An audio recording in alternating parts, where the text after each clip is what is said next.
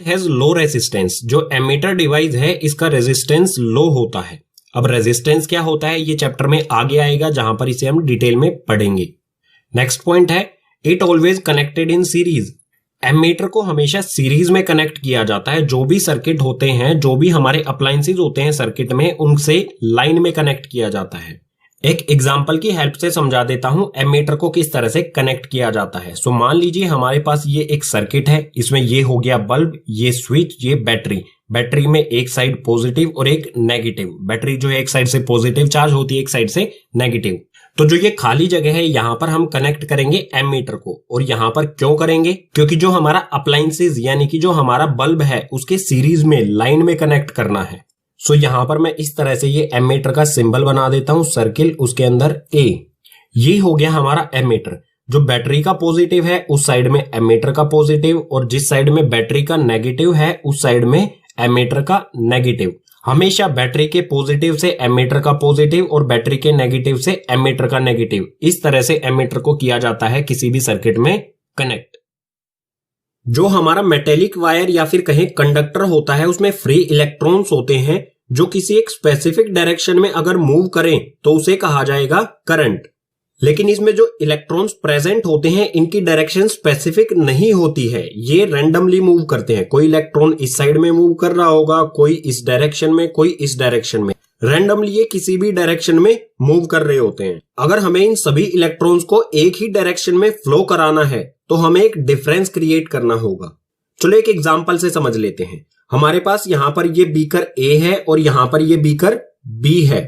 इन दोनों बीकर्स को एक पाइप से कनेक्ट किया गया है। यहां पर पहले वाले बीकर में हम इतना पानी ले लेते हैं, बिल्कुल इसे भर लेते हैं लगभग, और इतना ही पानी हम बीकर बी में भी ले लेते हैं। दोनों में क्या है, सेम लेवल है वाटर का। तो आप सोचिए क्या ए बीकर से बी बीकर में या फिर बी बीकर से ए बीकर में पानी फ्लो करेगा इस पाइप के थ्रू? बिल्कुल नहीं करेगा, क्योंकि दोनों बीकर में क्या है, सेम लेवल है वाटर का। बिल्कुल इसी तरह से यहां पर भी क्या है, जितने इलेक्ट्रॉन्स यहां पर हैं उतने ही यहां पर हैं। तो मूव क्यों करेंगे इलेक्ट्रॉन्स? अगर हमें मूव कराना है वाटर को ए से बी में या फिर बी से ए में, तो हमें एक डिफरेंस क्रिएट करना होगा। हम क्या करते हैं, बी बीकर से वाटर को रिमूव कर देते हैं, वाटर को निकाल लेते हैं थोड़ा सा। तो वाटर निकालने के बाद बी का लेवल हो गया इतना। अब आप देख सकते हैं ए में ज्यादा पानी है, बी में कम पानी है। तो वाटर जो है वो क्या होगा, ए से बी में फ्लो करेगा इस पाइप के थ्रू। और ये फ्लो क्यों करेगा, क्योंकि हमने यहां पर एक डिफरेंस क्रिएट कर दिया इतना। इसी डिफरेंस के कारण वाटर जो है ए से बी की तरफ फ्लो करेगा। बिल्कुल इसी तरह का हम डिफरेंस क्रिएट करते हैं किसी भी कंडक्टर में इलेक्ट्रॉन्स को एक स्पेसिफिक डायरेक्शन में मूव कराने के लिए। और ये डिफरेंस किस तरह से क्रिएट किया जा सकता है, सिंपली एक बैटरी से कनेक्ट करके। इसके दोनों एंड्स को हम एक बैटरी से कनेक्ट कर देंगे। ये दोनों एंड्स को हमने एक बैटरी से कनेक्ट कर दिया। बैटरी का एक साइड क्या होता है, पॉजिटिव चार्ज, और एक साइड होती है नेगेटिव चार्ज।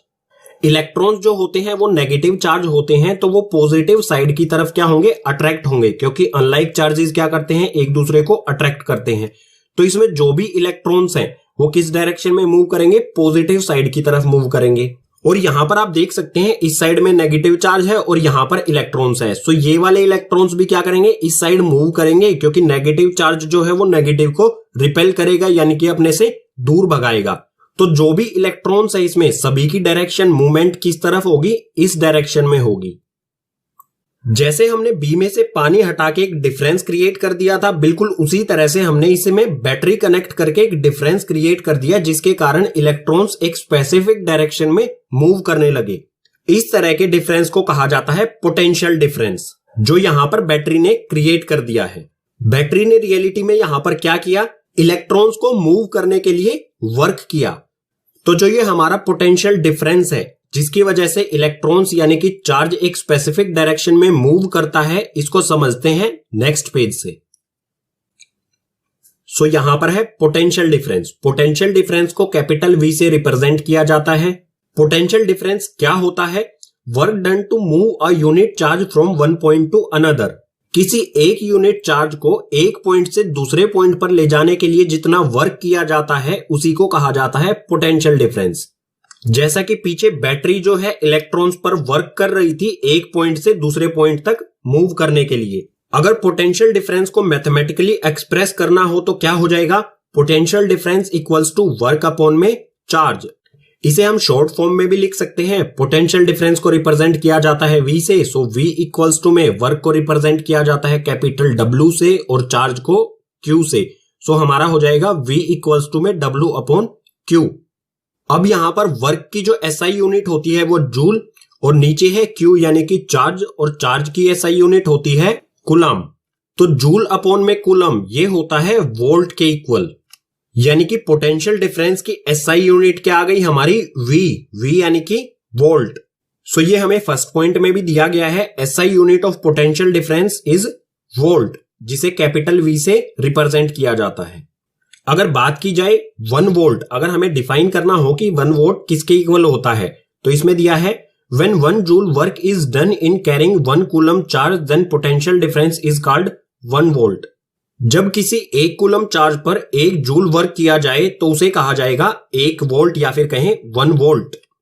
नेक्स्ट पॉइंट दिया है सेल और battery are the devices to maintain V।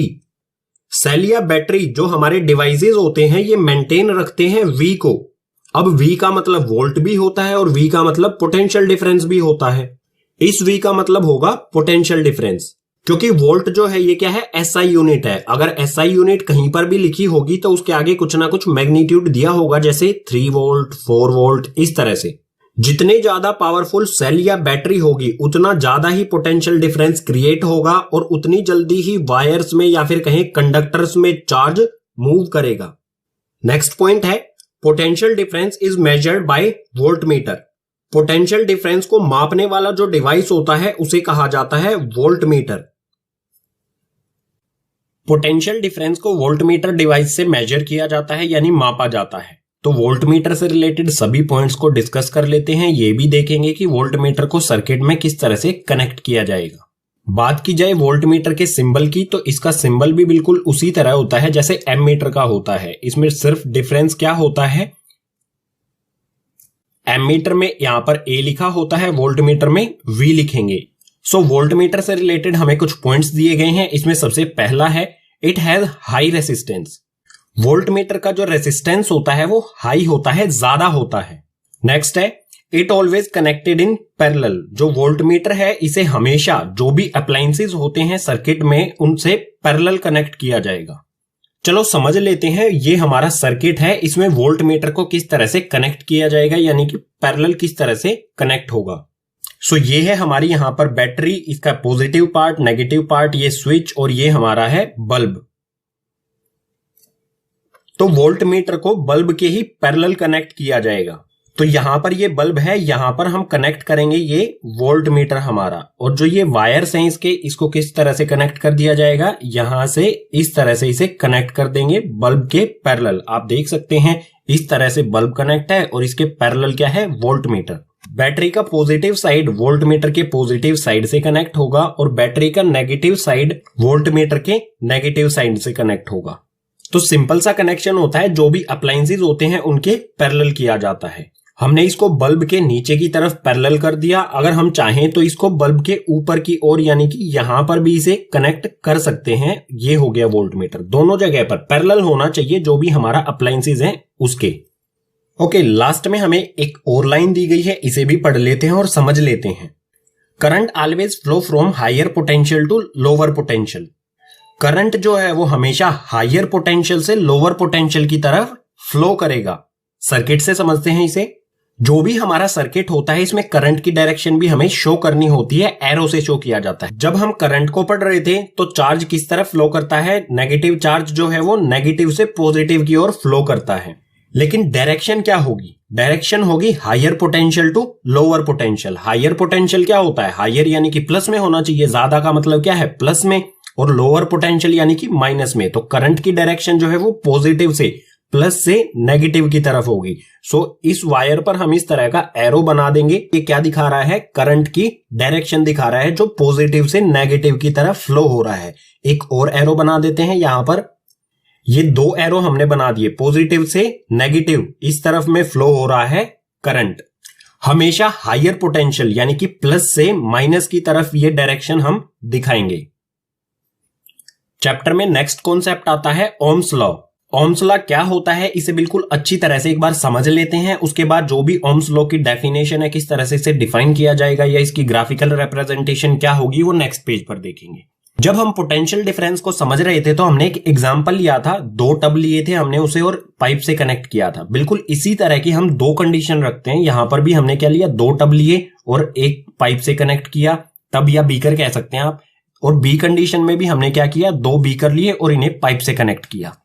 तो कंडीशन ए में हमारे पास जो बीकर्स हैं, इनमें से इधर वाला, ये वाला बीकर जो है इसमें बिल्कुल फुल है, वाटर का लेवल जो है बिल्कुल हाई है। और कंडीशन ए में जो सेकंड बीकर है इसमें वाटर का लेवल है इतना। और जो हमारी कंडीशन बी है इसमें भी जो फर्स्ट वाला बीकर है ये